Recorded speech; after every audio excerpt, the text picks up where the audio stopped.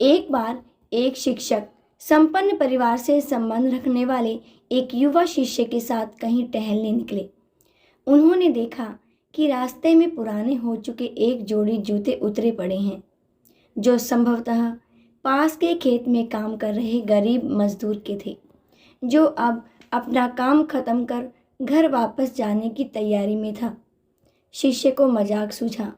उसने शिक्षक से कहा, गुरुजी, क्यों न हम ये जूते कहीं छिपाकर झाड़ियों के पीछे छिप जाएं?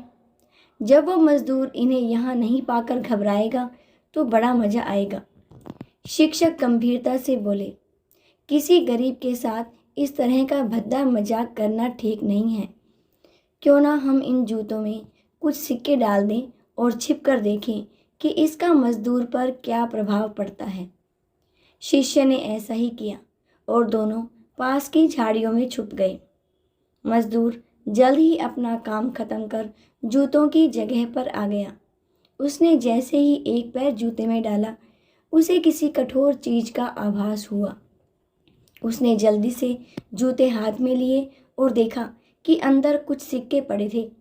उसे बड़ा आश्चर्य हुआ और वो सिक्के हाथ में लेकर बड़े गौर से उन्हें पलट पलट कर देखने लगा। फिर उसने इधर उधर देखा। दूर दूर तक कोई नजर नहीं आया तो उसने सिक्के अपनी जेब में डाल लिए। अब उसने दूसरा जूता उठाया, उसमें भी सिक्के पड़े थे। मजदूर भाव विभोर हो गया।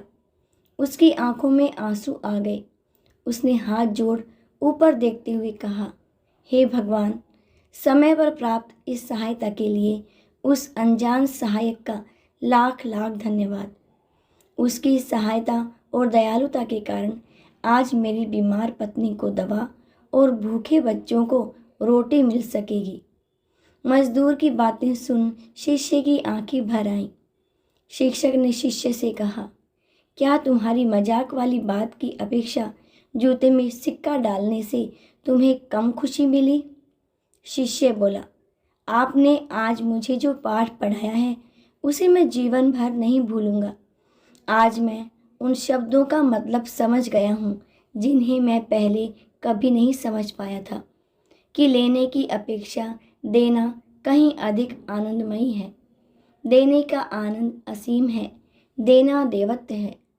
दोस्तों, सचमुच देने के सुख से बढ़कर और कोई सुख नहीं है।